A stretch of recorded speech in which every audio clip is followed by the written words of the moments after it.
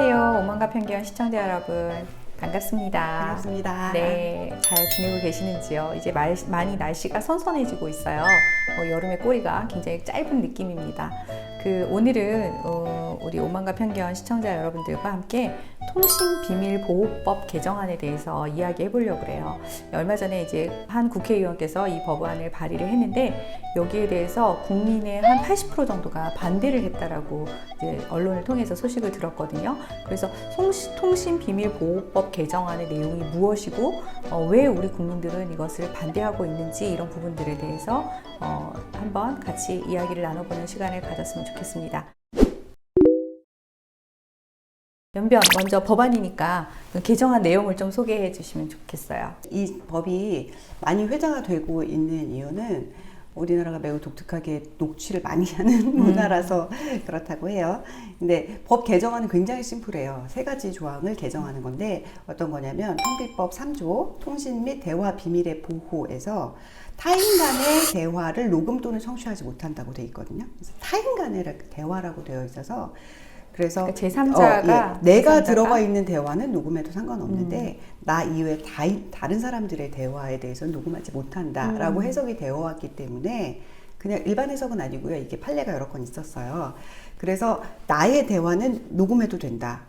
라는 반대 해석에 따라서 녹취 증거를 사용해 왔는데 이 법을 대화 참여자는 대화 상대 모두의 동의 없이 대화를 녹음할 수 없다. 라는 규정을 더 넣는 것과 네. 그리고 이제 그 타인의 대화에 대해서 공개되지 아니한 타인의 대화에 대해서 전자장치 또는 기계적 수단을 이용하여 청취할 수 없다라는 규정이 있는데, 그러니까 몰래 이제 도청하는 거죠. 그런데 여기에도 마찬가지로 이 도청의 형식으로도 내가 들어간 대화도 동의 없이 녹음할 수 없다. 이런 규정을 넣는 거예요. 벌칙은 1년 이상 10년 이하의 징역과 5년 이하의 자격정지. 꽤 무겁네요. 네, 벌칙이. 그래서 네. 타인 간의 대화를 녹음 또는 청취한 자뿐만이 아니라 대화 참여자 모두의 동의 없이 대화를 녹음한 대화 참여자까지 해서 굉장히 좀 폭이 넓은 것이 특징이었어요. 그러니까 제가 이렇게 우리 PD님하고 3명이서 대화를 하고 같이 방에 있는데 말한 사람은 우리 전총만 말했다.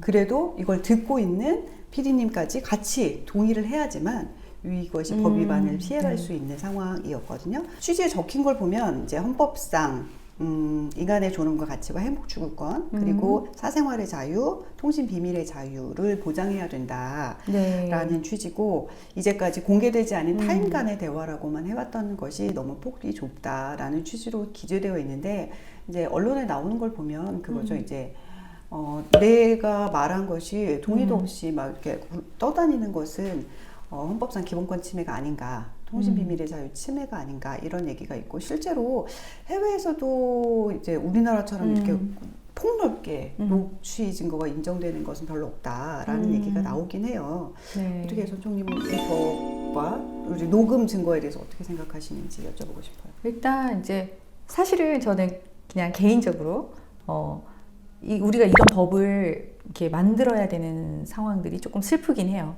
그러니까 어떻게 보면 개인 간의 어떤 신뢰나 이런 부분들이 우리가 충분히 형성이 안 되기 때문에 우리 사회 전체가 우리가 서로 나눈 이야기에 대해서도 그것에 대한 어떤 비밀 보장이라든지 이런 부분에 있어서 신뢰가 담보가 안 되기 때문에 자꾸 뭔가 이런 개인적인 사적인 영역 안에 법으로 이렇게 규제가 들어오는 것 아닌가. 그래서 조금 개인적으로 좀 슬퍼요. 어떻게 변호사로서는 어떻게 생각하세요? 이 법에 좀 왜 국민들이 이렇게 많이 반대한다고 생각하세요?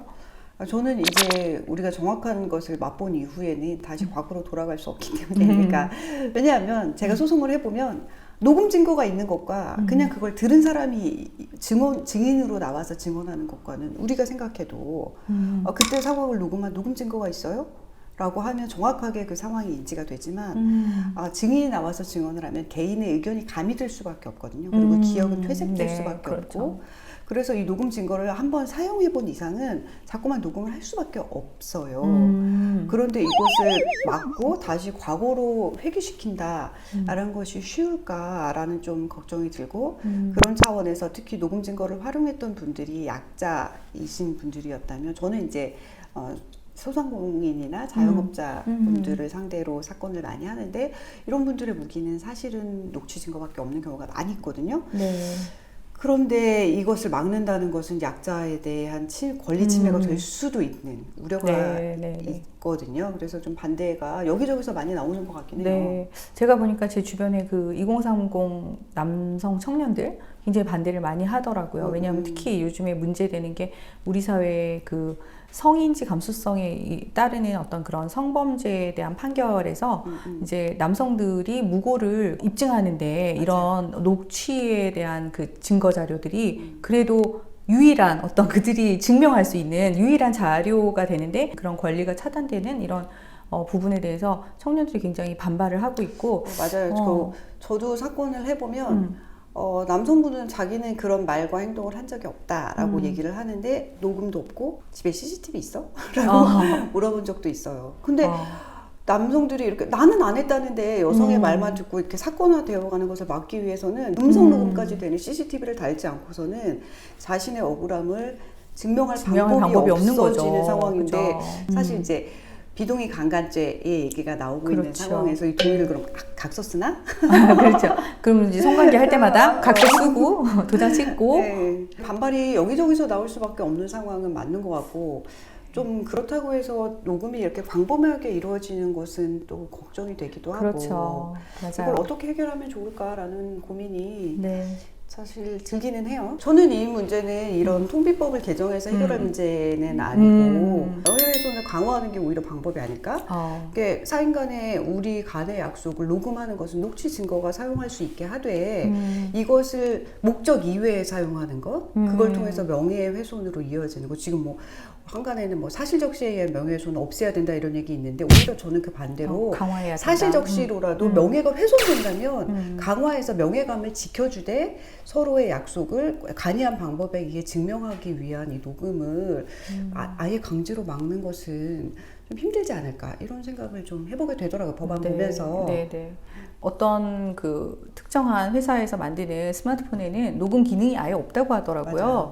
그런데 이제 우리나라 제조사들이 만드는 그런 제품들에는 이 녹음 기능이 되게 잘 되어 있고요. 사실 뭐 녹음 어플도 사실 많이 있잖아요. 녹음 기능이 다 뭐 잘못된 건 아니잖아요. 그걸 유용하게 사용하면 굉장히 좋은데 이것이 상대방의 약점을 잡는 데 악용이 되거나 이 쓰여지는 것들이 우리 사회 전체를 봤을 때는 결국 우리 사회가 신뢰 사회가 아니라는 어떤 반증이 아닐까 이런 생각이 들어서 사실 이 법안이 나왔을 때도 좀 슬펐고 개정이 필요하다면 어떤 식으로 해야 되나 이게 고민하는 과정에서도 어떤 면에서는 이 법으로만 통제하고 규제하고 이럴 것이 아니라 상대방을 배려하는 에티켓 문화라든지 이런 것들을 통해서 그런 것들을 더 교육하고 우리가 서로에 대한 신뢰를 가지고 살아갈 수 있는 사회가 되어야 되지 않나 이런 이상적인 다시 이상사회로 들으면서 생각하니까 실제로 소송 가보면 있잖아요. 증인을 불렀는데 증인이 거짓말하는 거예요. 그럼 어쩔 수 없이 옛날에 통화했던 내용을 녹취 증거로 내요. 그러니까요. 그 사람의 증명력을 탄핵하고 해서 너 옛날에 이런 얘기 했었잖아. 라고 할 수밖에 없는 거짓이 난무하는 사회가 되어가고 있는 저는 단면들을 가끔 보거든요. 서로에 대한 불신과 서로를 옹호해주기 위해서 편들고 내 편인 사람들을 위해서 기꺼이 거짓을 말해주고 뭐 이런 것들이 좀 그러니까 거짓 위증이 너무 일반화되어 있나요? 일반화되어 있는 건가라는 생각이 좀 들더라고요. 네. 저는 내가 겪는 사건만 이런가 이런 생각을 하는데 다 여러분들은 어떠신지 좀 알려주시면 좋겠습니다. 네. 오늘은 이제 저희가 이 통신 비밀보호법 개정안이 나온 것에 대해서 좀 이야기를 나눠봤는데요. 저희가 좀 약간 교육방송 같잖아요.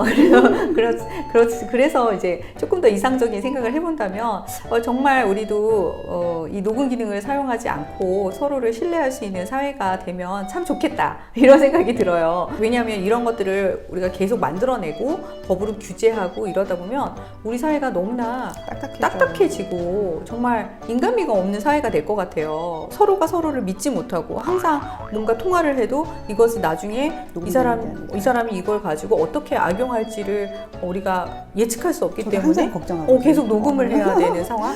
제 주변에 제가 얘기하는 의견이 확정적으로 얘기할 수 없다. 얘기했다가 혹시라도 이제 혼잡할 수 있다는 생각을 계속 하게 되더라고요. 그래서 무서워요. 네, 그러니까요. 그러니까 예를 들어서 저도 지금 이제 나이가 드니까 자꾸 건망증이 생겨가지고 제가 제대로 이야기하고 있는지를 이렇게 모니터하기 위해서 가끔 제가 중요한 이야기를 할 때 제 스스로 저의 얘기를 녹음할 때가 있어요. 그러면서 내가 이렇게 잘못 이야기하고 있는 부분들을 좀 캐치를 하고 공식적인 자리에서 이야기를 하거나 이럴 때가 있으면 이런 부분들 되게 주의해야겠다. 이렇게 모니터를 하기도 하는데 이제 이런 것들이 일종의 순기능일 수 있잖아요. 그 녹음에. 근데 이것들이 역기능으로 작용을 해서 상대방의 어떤 약점을 잡기 위해서 일부러 이렇게 녹취를 한다거나 이런 것들로 악용이 되고 이렇게 상대방을 흠을 잡는 데 사용하거나 이러면 그것은 법으로 규제할 수밖에 없는 상황들이 벌어지고 그렇게 됐을 때 우리 사회는 더 걷잡을 수 없는 불신 사회가 되지 않을까 이런 좀 우려가 있습니다. 아무튼 결론은 녹음 기능을 사용하지 않고 서로 신뢰하는 사회가 되었으면 정말 좋겠다. 근데 이 법이 그 기능을 다할 수 있을지는 의문이 든다라는 생각을 그렇죠. 말씀드리고 싶었습니다. 네, 오늘 이제 오만과 편견 시청해주신 여러분들 감사드리고요. 여러분들의 생각도 댓글을 통해서 표현해주시면 저희도 열심히 토론해 보겠습니다. 지금까지 시청해주신 여러분 감사합니다. 오늘도 구독과 좋아요, 알림 설정 잊지 마세요. 감사합니다.